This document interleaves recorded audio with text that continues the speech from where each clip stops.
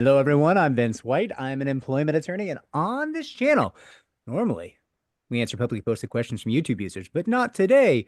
Today we have a co-host who will now introduce herself. Hi, everyone. This is Ariella or Ari Steinhorn.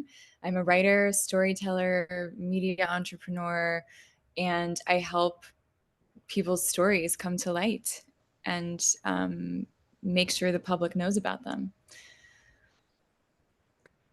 And you were in Vulture over the weekend. Oh, so were you. Yeah, we Yeah, both were in Vulture that was talking I about like the that book. article a lot. I posted that article to the channel. Oh, you did? Oh, Yeah. good. Yep. Yeah, she found out that I was talking to Sarah Wynne Williams years ago through our conversation. Really? She said she Look at watched that. YouTube and she heard me say that I had spoken to Sarah, and I guess nobody has spoken to Sarah Wynne Williams in the last couple of years. So um, I guess as she's been writing this book and also gearing up to file a whistleblower suit. But yeah, she just disappeared a couple of years ago, and I guess I was one of the last people to talk to her. I mean, I get it. I get why you disappear after messing with Meta, or I guess she hadn't yet technically, but Yeah, still. It yeah. was we had a conversation over here at the firm. I don't know if you saw a federal prosecutor ended up dead recently. I did, and I just became familiar with this person a couple of months ago, actually. Yeah, I was thinking about maybe adding that to our list of news topics. What do you make of it? Do we know how she died? I don't know how she died, but everyone I've spoken to, nobody with like firsthand knowledge, but everybody I've spoken to is like it was pretty sus. Like, which doesn't mean anything. Like, circumstances can look bad. It is what it is. I just wonder what she was working on before because she resigned like a month ago, I think. Yeah. I saw a New York Post article that she was working on some like sanction busting case where she was going after Russian oligarchs who were trying to evade sanctions that were put in place during the war when the war started. So that's one thing, and then there was some other CIA case that involves a leak. Ooh. Yeah, and I think I don't know. I just feel anytime it says in a news article like she had a medical issue, I feel it's Yeah. suspicious. I don't know. I feel like there are things we don't know. Yeah, it also, listen, I think there's always things we don't know. There's also so many of the usual suspects in that, Mhm. like, just in the two you rattled off right there, you're already like, this sounds dicey, right? Yeah. We were talking, my gosh, post-vacation cough is even worse. Um, Mhm. we were talking like, well, how do we all feel about this? We've gotten the occasional death threat over here, like stuff like that. Right. And we tend to be very cavalier about it. And then this happens, and you're like, oh, she's like my age. I mean, she looked a lot younger Mm. than me, but she was my age, right? And I was just like, oh, there was a lot less at stake on that one, presumably, than in one of our cases. I could be wrong. I mean, listen, if it's Russian sanctions or the CIA, all bets are off, right? But like Oh, the average federal prosecution, kind of often petty, it often not that huge. So you're sitting there like, I could see someone killing me, and like wow. you wonder, but you think about it. It is what it is. You gotta go on. Yeah. I mean, have there been other cases of really high profile lawyers being killed? I'm sure there have been, but it's not that common Yeah, I've always thought that was weird, to be honest. that that more lawyers weren't like that people Yeah, weren't putting this out. Yeah. it's like Well, pretty easy. Like there's nothing stopping anyone from killing me. You could probably do it for like 3 grand, but like here I am, and people will cut yeah. checks for millions. And it's just like I don't know. I mean, I'd kill me. So it's one of those I mean, things. there's the line that I set for myself. I think we talked about this one of the last times because Yeah. I'm not the work I do, I could be technically afraid as well, but I just don't want to live in it from a place of fear. Like if I die, I die, but I hope I don't. And I feel like I'm No. coming at it from a place like I'm not going to live my life paranoid that something is going to happen just because it could. And I also think that there is some things that I won't touch involving mostly other countries without more of like a, I don't know, I just don't want to, sorry, it's a very loud motorcycle. Thought it was an I don't airplane. know. Yeah. Crashing into my apartment. That's how Yeah. close it would have been. But Not so, again. All right. um, but so, so yeah, I just think that, anything can happen regardless of what kind of work you do. You know, like you walk out Yeah. into the street, you get into a car, like, definitely the type of work that you and I do increases like the risk that people know about us and that think and people who think that we're some sort of enemy. But I just, I don't know. I don't want to live from a place of fear. And then the Russians, I'm not touching anything Russian or cartels. I mean, That's I my bar. recently learned what? That's my bar is like I just won't do work on like I won't go I also won't travel to a country and like do work on something that's very sensitive in that country if I don't believe I'm going to be safe. I think here for the most part we're safe. Like I think there is a civility that like some of these people like Mark Zuckerberg doesn't want to be seen as like a hitman, you know? Right. Yeah. I agree with that. Jeff Bezos doesn't want to be seen as like a hitman. And I'm sure there are ways to conceal it so you have like many degrees of separation between like a person like that and a prospective hitman, but I don't know. It's not worth it. They care too much about their legacies and not being seen as these like beastly guys. Yeah, I agree with that. I think that's the safety margin. I live in the margin of, he's not worth it, and that's not good for my ego, but it's great for my life expectancy. um yeah, but that was wild. I mean, especially it's been a big week for the legal industry with the what is that law firm? Paul Weiss Tell me and their more. decision. Their decision to what? Well, so their decision to basically bow down to Trump. They're like a more progressive law firm, but not really. Like they were taking on big private equity clients and all the big tech companies. So it was a lot of like liberals on paper, but then they really just wanted to advance in their careers and make money. But so they were apparently known as like the shadow Kamala Harris campaign team. And then Trump threatened through an executive order to punish them in some way. And they basically the head of the firm said, we need to do as he says. So they're going to offer $40 million in pro bono work to causes that he cares about. And I think that they also fired some lawyers who were involved in anything that was anti-Trump. So, listen, Paul Weiss defends cases in our industries, in our industry, in employment law, and they're good at it. I'm not no shade at Paul Weiss, but if you're hiring Paul Weiss to run your campaign, you are playing to lose.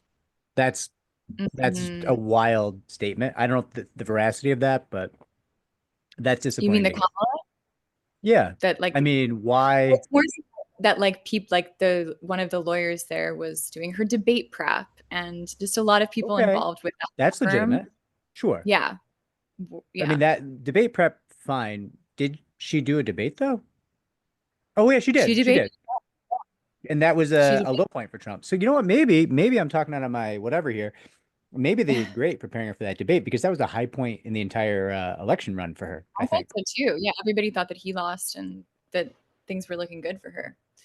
Um, but yeah, I Yeah. think it's just been a big week for lawyers. Like lawyers have been in the news and just like the entire legal field. And people are questioning, is it as we see in the movies? Which, as we both know, the answer is both yes and no, but mostly no. Yeah, the no part is we're a lot uglier than in the movies. Not you, but the lawyers, I mean specifically. Um,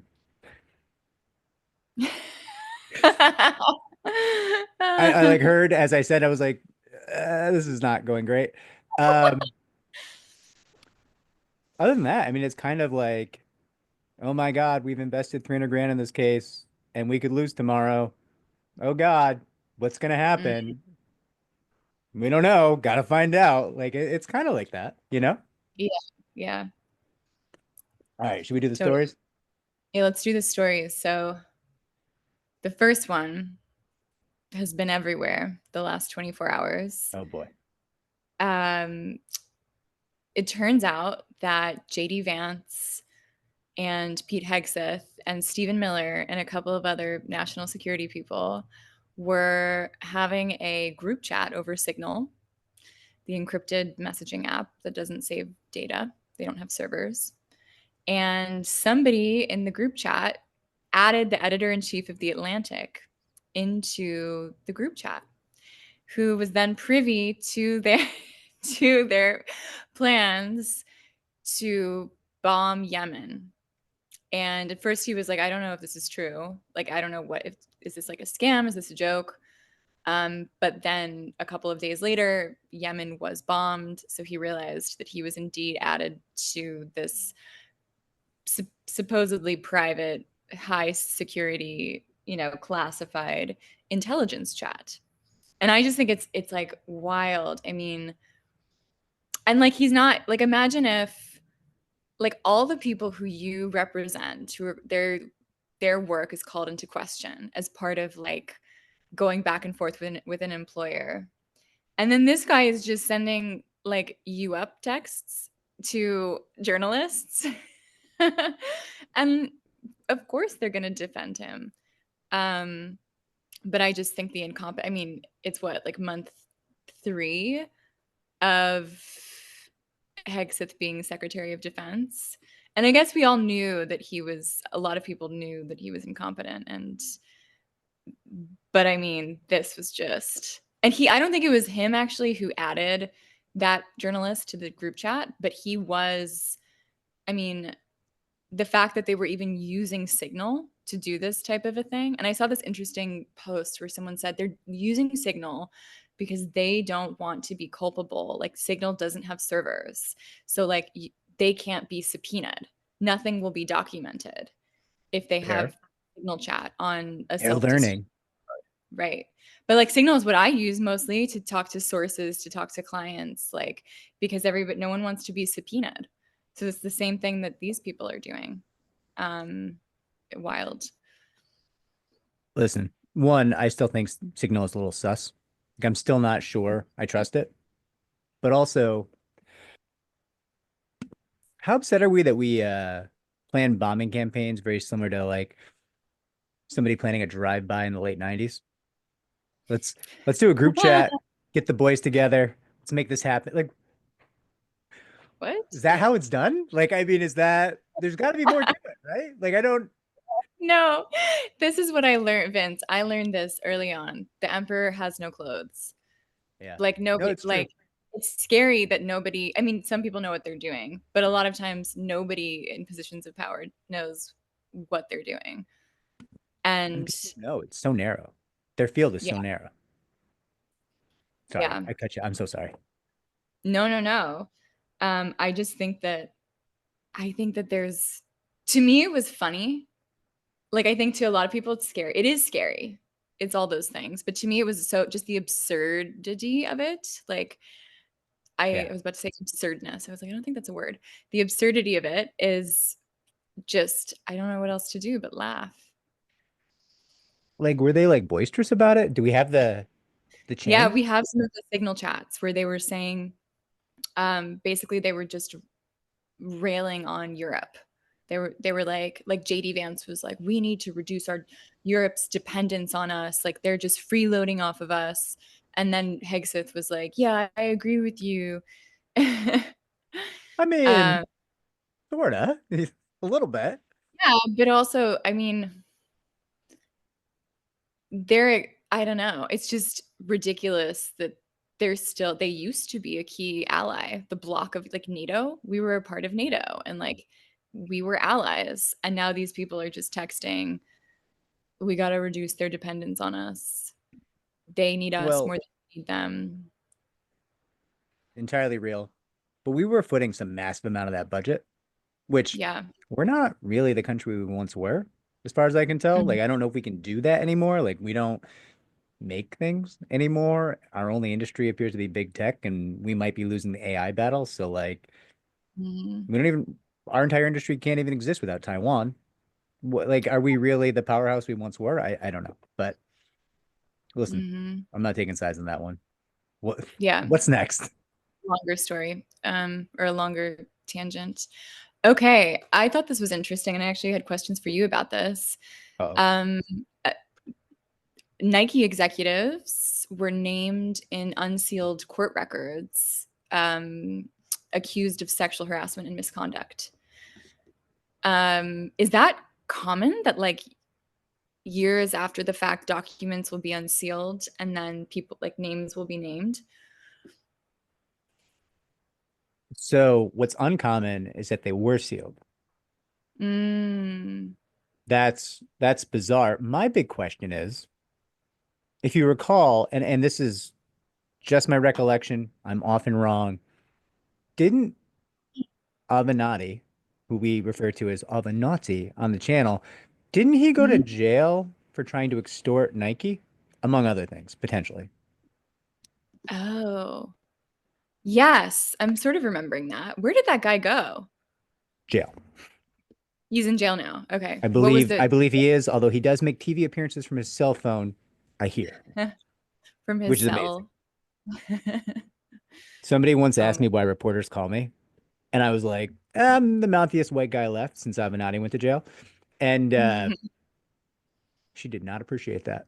But it's kind of what it is, right? That's appears to be the metric by which they pick who they talk to, as far as I can tell, because that there's no other reason, right? Yeah. Um, but I wonder But how isn't it related common this is. that sometimes like there will be some sort of confidentiality orders and like to protect people's names from getting out from like a defamation standpoint? Yeah, it can happen. It usually doesn't. You really, I mean, that's a Yeah. big, it's Weird. a I wonder big why it move. was. Must, listen, maybe Nike is very reputation conscious. Maybe if I had to guess, listen, what could break Nike? They're trying to launch their women's lines. Like, that could be a big Mm. deal. Racism at Nike could be a tremendously detrimental thing. If there was somebody doing horrible things, that God, that's gonna do tremendous damage to Nike, right? So I don't know. Could be, but it's I don't know. I just want to know. I want to know if this Yeah. involves Avenatti. That's all I want to know. Um, it could. I mean, Good. but what was his involvement with Nike in the first place? And very limited recollection, but possibly the story was he told Nike, pay my client, or I'll like put this all over the news and destroy you. Which, So if he you was, don't do it correctly, there's an ethical way yeah, to do that. And then there's right, a go straight to jail for extortion way to do that. And right. he did not allegedly, maybe convictedly now, I can't say. Maybe he didn't comply with those ethical best practices. Interesting. I mean, that wouldn't surprise me. I think there was also some funny stuff with Yeah, checks and Vince, client funds, maybe. I don't know. interesting. Yeah, you're like the ethical Avenatti. What do you call him on the channel? Avenatti? Avenatti. Avenatti. We're fans of his absurdity. Because every reporter who Yes. I talk to is like, yeah, that guy used to call me. It's like he like I was like, really? Can you do that? And they're like, no, don't call me. But he did. And I'm like, that's wild. Like I didn't, I wait for reporters to call me, you know? Right, for sure. They I need feel me. like he They got into know the where I am. wrong field. Like he wanted to be an influencer, like just an influencer, but then was also a lawyer. Yeah, but the money in this field Oh, gives you a fair, lot of options, right? fair. It's just a thought. I don't know. Well, I now want to track down where he is. Maybe we should have him on from his jail cell. Oh, can we? Can you do that? I can try. We'd send him a care package. Like, how do we compensate him? We'll send him really nice slippers. Yes, he could use those. I feel like we're in DuckTales and we're gonna send him like the Beagle Boys. Maybe this reference is dead on everyone's ears. Like their mother used to send them the cake with the like the file in it and everything. I feel like we'll send him a cake. Let's do it. A little bath bomb because they're totally bads in prison.